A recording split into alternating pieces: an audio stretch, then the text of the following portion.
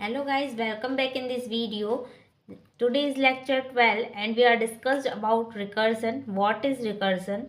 Recursion is a fundamental concept in computer science. Recursion जो है एक fundamental concept है computer science and data structure का. It's a programming technique. This is a programming technique where a function calls itself. इसमें याद रखने वाली बात सिर्फ यही है कि where a function call itself. Recursion में क्या होता है, जो भी फंक्शन हम बनाते हैं वो खुद को कॉल करता है repeatedly until it reaches a base class that stops the recursion. तब तक जब तक कोई बेस क्लास उस रिकर्जन को स्टॉप ना कर दे। हाउ रिकर्जन वर्क्स, फर्स्ट है हमारा function call. A function is called with an input. जो फंक्शन है वो कैसे कॉल करता है, एक इनपुट की हेल्प से। Then base case check, the function checks if the input matches the base case. फिर उसके बाद फंक्शन चेक करता है कि जो भी हमने इनपुट दिया है वो बेस केस से मैच कर रहा है या नहीं। देन हमारा recursive call if the input does not match the base case. अगर हमारा जो इनपुट है, जो भी हमने इनपुट दिया है वो बेस केस से मैच नहीं कर रहा, the function call itself with a smaller input और a modified version of the original input. तो जो फंक्शन कॉल है वो खुद को कॉल करेगा, जो भी हमने फंक्शन बनाया वो खुद को कॉल करेगा एक स्मॉलर इनपुट से और मॉडिफाई करेगा ओरिजिनल इनपुट को। Return value, the function returns the result of the recursive call. जो फंक्शन है वो रिटर्न करेगा हमको रिजल्ट, रिकर्सिव कॉल का जो भी रिजल्ट होगा और जो भी हमारा बेस केस होगा वो रिटर्न करेगा। नेक्स्ट हम देखेंगे example of recursive data structures. तो फर्स्ट एग्जाम्पल है हमारा trees. Trees are a classic example of recursive data structure where each node has a value and a list of child node.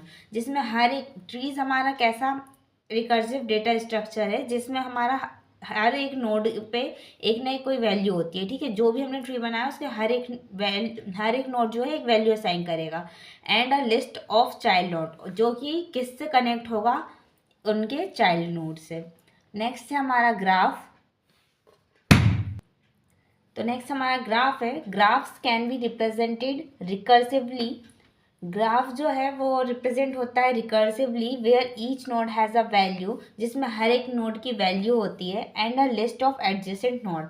और ये किस तरीके की लिस्ट बनाते हैं, जैसे कि कोई भी वैल्यू है तो उसी के एडजेसेंट नोड में उसकी लिस्ट जो है कनेक्ट रहती है। ठीक है, नेक्स्ट हमारा लिंक्ड लिस्ट। तो linked list can be represented recursively where each node has a value, जिसमें हर एक नोड के पास उसकी वैल्यू होती है and a reference to the next node, और एक रिफरेंस होता है जो भी हमारा नेक्स्ट नोड है वो। लिंक्ड लिस्ट ऑलरेडी मैं प्रीवियस वीडियो में डिफाइन कर चुकी हूँ, अगर आपको वीडियो देखना है तो आप मेरे चैनल पर से जाकर देख सकते हैं।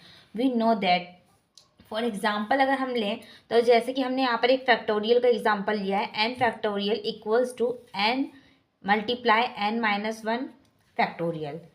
और एन माइनस वन किसके इक्वल है, N minus one multiply N minus two factorial and so on. इसको हम देखते हैं इस तरीके से, if N equals to one, अगर हमारे एन की वैल्यू वन होगी तो हमको क्या रिटर्न हो जाएगा, रिटर्न में वन आ जाएगा। एल्स रिटर्न, या फिर return N multiply factorial N minus one होगा और प्रोग्राम हमारा एंड हो जाएगा। हम इसको डिजिट लेकर समझते हैं। तो ये जैसे कि हमने यहाँ पर एन फैक्टोरियल लिया तो मैंने यहाँ पर फाइव फैक्टोरियल ले लिया। अब फाइव का फैक्टोरियल क्या होता है, फाइव मल्टीप्लाई फोर फैक्टोरियल। ठीक है, देन हमारा फोर फैक्टोरियल, मान लीजिए ये एन है। ठीक है, ये हमने एन लिया है, यहाँ पर हमने एन फैक्टोरियल लिया, मैंने यहाँ पर एन की वैल्यू फाइव ले ली। देन एन एन जो है हमारा वो फाइव है, multiply and N minus one, मतलब फाइव माइनस वन क्या होगा, फोर फैक्टोरियल। ठीक है, सेम यहाँ पर किया है, हमने एन की वैल्यू फोर फैक्टोरियल ले ली इक्वल्स टू फोर। ठीक है, एन की वैल्यू जो हमने फोर ली मल्टीप्लाई और एन माइनस वन, तो four minus one equals to three factorial. Three का भी सेम लिखेंगे, three factorial equals to three multiply two factorial, two factorial का हो जाएगा two multiply one factorial and one factorial equals to one. यहाँ पर हमारी एन की वैल्यू जो है वन आ गई तो हमें रिटर्न में वन हो जाएगा। ठीक है, तो हम इसको कैसे करेंगे, टू फैक्टोरियल, अगर हमको टू का फैक्टोरियल निकालना है तो equals to two into one, two into one करेंगे तो हमारा क्या आंसर आएगा, टू आएगा। एंड जब हमारी 1 फैक्टोरियल की वैल्यू 1 आ जाए तब, ठीक है, तब हम ये वाला कंडीशन अप्लाई करेंगे। तो यहाँ पर 3 factorial equals to 3 into 2 equals to 6, ठीक है। यहाँ पर ये हम ऐसे क्यों ले रहे हैं, क्योंकि हमने यहाँ पर बताया कि जब n की वैल्यू 1 हो जाएगी तो हमारे रिटर्न में 1 आ जाएगा, और एल्स कंडीशन में हमने दिया है return n factorial n minus 1। तो यहाँ पर मान लीजिए n की वैल्यू यहाँ पर 2 फैक्टोरियल है, ठीक है, 2 ले लिए मैंने n की वैल्यू, तो 2 multiply multiply factorial n minus 1, N की वैल्यू क्या ली है 2, 2 माइनस 1 1, इन दोनों का मल्टीप्लाई करेंगे तो 2 आ जाएगा। नेक्स्ट में मैंने यहाँ पर n फैक्टोरियल लिया है, मान लीजिए 3 फैक्टोरियल, 3 है n की वैल्यू, इक्वल्स टू यहाँ पर फैक्टोरियल किसका लेना है n माइनस 1, तो 3 माइनस 1 क्या होगा 2 होगा, ये n मल्टीप्लाई एंड 3 माइनस 1 हो जाएगा, तो यहाँ पर 2 आ जाएगा, इन दोनों को मल्टीप्लाई करेंगे 6 आ जाएगा।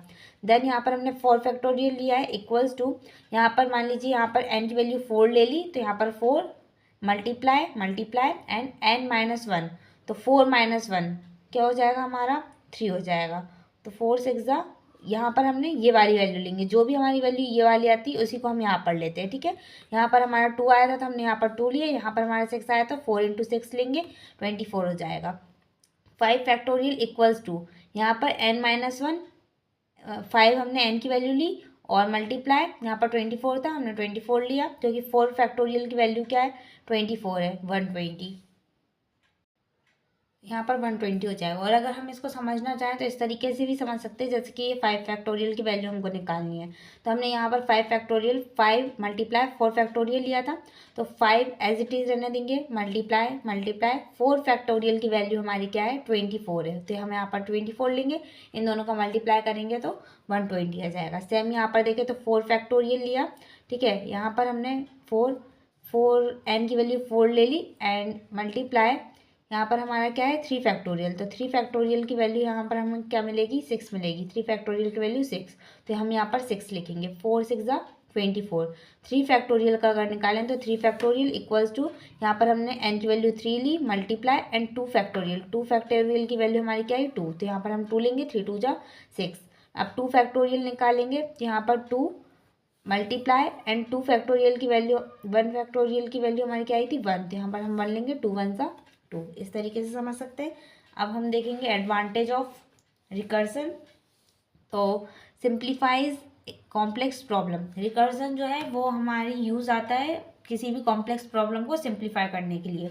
नेक्स्ट हमारा एलिगेंट कोड, इसमें हमारा एलिगेंट कोड होता है जो कि मतलब हमें आसानी से समझ आ सके, अंडरस्टैंड हो सके। नेक्स्ट हमारा इजी टू इम्प्लीमेंटेशन के लिए इजी होता है, और इसके कुछ डिसएडवांटेज भी हैं, जैसे कि इनएफिशिएंट मेमोरी, इसमें इनएफिशिएंट मेमोरी यूज़ होती है, ठीक है। रिस्क ऑफ स्टैक ओवरफ्लो, इसमें स्टैक ओवरफ्लो होने की, क्योंकि जो भी हमारा फ्लो रहता है रिकर्सन का वो अगर ज़्यादा होगा, नंबर ऑफ एलिमेंट अगर हमारे ज़्यादा होंगे तो स्टैक ओवरफ्लो होने का रिस्क होता है।